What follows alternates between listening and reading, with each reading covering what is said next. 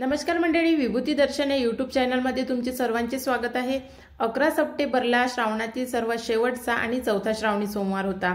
यानंतर श्रावणाची समाप्ती झालेली आहे आणि श्रावणाची समाप्ती ही पूर्णपणे पिठोरी अमावस्येपासून होते। श्रावण महिन्याची समाप्ती करणारी जी अमावस्या आहे पिठोरी अमावस्या, तिचे महत्त्व खूप जास्त आहे। जर कुणाचे मुलबाळ जगत नसेल किंवा मुलबाळ होत नसेल अशा स्त्रियांनी पिठोरी अमावस्येचं व्रत अवश्य करावं। पिठोरी अमावस्येचे महत्त्व सोबतच आजच्या व्हिडिओमध्ये आपण पिठोरी अमावस्येची कथा ऐकणार आहे। कारण जर ही कथा ऐकली नाही तर आपल्याला पिठोरी अमावस्येचं महत्त्व समजणार नाही। त्यामुळे पिठोरी अमावस्येची कथा पूर्णपणे ऐकावी आणि पिठोरी अमावस्येचं व्रत अत्यंत मनोभावे धारण करावं। चला तर व्हिडिओला सुरुवात करू। त्यापूर्वी तुम्ही जर चॅनलवर नवीन आहात तर चॅनलला सबस्क्राइब करा, बेल आयकॉनला प्रेस करा, व्हिडिओला लाईक करा आणि व्हिडिओ जास्तीत जास्त शेअर करा। ही पिठोरी अमावस्येची कथा अत्यंत पौराणिक आहे। त्यामुळे ही कथा एका आटपाट नगरातली आहे। तिथे एक गरीब ब्राह्मण राहत होता आणि त्याच्या घरी श्रावणातल्या अमावस्येच्या दिवशी त्याच्या वडिलांचे श्राद्ध करत होता। इकडे दरवर्षी काय होई, ज्या दिवशी श्राद्ध येई त्याच दिवशी सकाळपासून त्याच्या सुनेचे पोट दुखे आणि श्राद्धदानाच्या वेळी जे ब्राह्मण जेवायला बसे त्याच वेळी ती बाळंतीण होई आणि बाळंतीण झाल्यावर तिचं मूल त्याच वेळी मरे। त्यामुळे ब्राह्मण उपाशी जात होते। असे 6 वर्ष झाले। 7व्या वर्षी तसंच झालं। तेव्हा सासरा रागावला।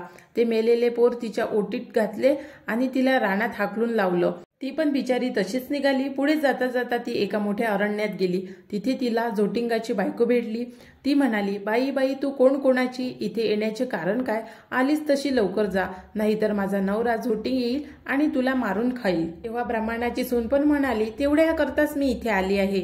जोटिंगाची बायको म्हणाली, बाई बाई तू इतकी जीवावर उदार का झाली। तशी ब्राह्मणाची सून आपली हकीकत सांगू लागली। ती म्हणाली, मी एका ब्राह्मणाची सून आहे। दरवर्षी मी श्रावणी अमावस्येच्या दिवशी बाळंतीण होते आणि माझं मूल मरण पावते। त्याच दिवशी आमच्या घरी माझ्या आजी सासऱ्याचं श्राद्ध असते। माझं असं झालं म्हणजे श्राद्धास आलेले ब्राह्मण उपाशी जाते।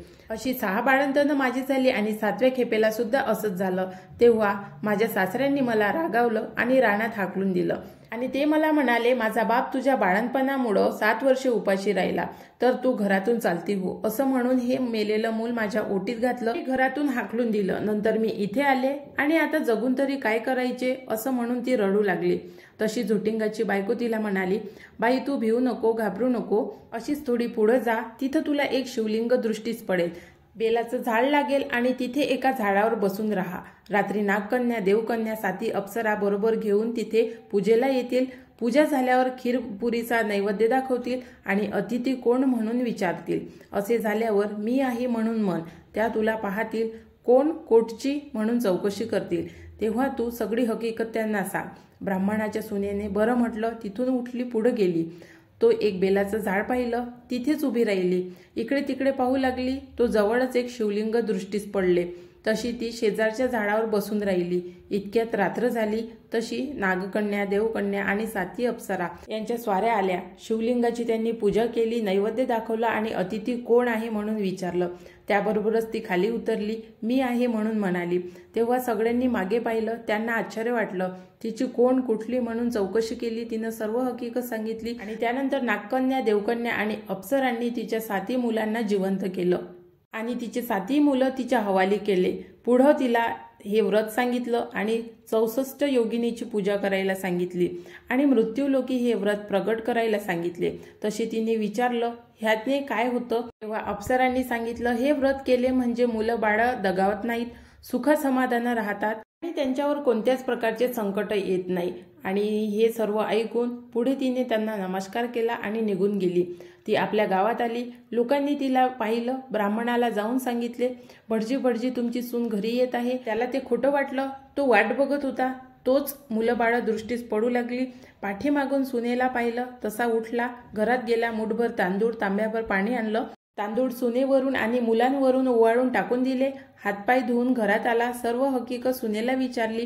तिनं ती सारी हकीकत सांगितली। पुढे सर्वांना आनंद झाला आणि मुलाबाळांसहित सुखाने ती नांदू लागली।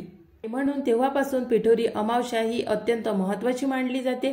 असं म्हणतात की जर पिठोरी अमावस्येचं तुम्ही व्रत केलं तर ज्या स्त्रियांची मुले अल्पायुषी असतात या स्त्रियांची मुले झाल्याबरोबर मरतात किंवा गर्भातच मरतात किंवा मग मुलंच होत नाही, अशा सुवासिनींनीच पिठोरी अमावस्येचे व्रत करणे अत्यंत महत्त्वाचे आहे। या दिवशी दिवसभर उपवास करून संध्याकाळी 64 योगिनीची पूजा करावी। पूर्वीच्या काळी हे पूजन पिठाची देवी तयार करून त्या मूर्तीचे पूजन केले जात होते। आता मात्र त्याच पिठोरी अमावस्येच्या देवीची मार्केटमध्ये चित्रे किंवा मूर्ती मिळते, त्या मूर्तीचं पूजन केले जाते, फोटोचे पूजन केले जाते। संध्याकाळच्या वेळी या देवीला नैवेद्य दाखवला जातो। या देवीच्या नैवेद्यामध्ये पिठाचे पदार्थ करतात, बेदाणे घातलेली भाताची खीर नैवेद्य म्हणून करतात। संध्याकाळच्या वेळी हे पूजन झाल्यानंतर आपली आई मुलांना अतिथी कोण म्हणून विचारते, त्यावेळी मुलांना आई सांगते की मी आहे म्हणून त्यांची नावं सांगायला लावते। त्यावेळी मुलं तशीच म्हणतात। आई म्हणते की अतिथी कोण आहे, त्यावेळी मुलं म्हणतात मी आहे। अशा प्रकारे पिठोरी अमावस्येचं पूजन करून जो नैवेद्य आपण देवीला दाखवतो, तो नैवेद्य दुसऱ्या दिवशी गाईला चारू घालतात। तर अशा प्रकारची ही पिठोरी अमावस्येची कथा होती। तुम्हाला कशी वाटली कमेंट्स करून नक्की सांगा। व्हिडिओला लाईक करायला अजिबात विसरू नका। सोबतच चॅनलला सबस्क्राईब करा, बेल आयकॉनला प्रेस करा आणि व्हिडिओ जास्तीत जास्त लोकांपर्यंत शेअर करा। तुम्हाला जर आणखी काही माहिती हवी असेल तर ते तुम्ही मला कमेंट्स करून विचारू शकता। त्या माहितीवर मी व्हिडिओ नक्की बनवेल। आजचा व्हिडिओ बघितल्याबद्दल धन्यवाद।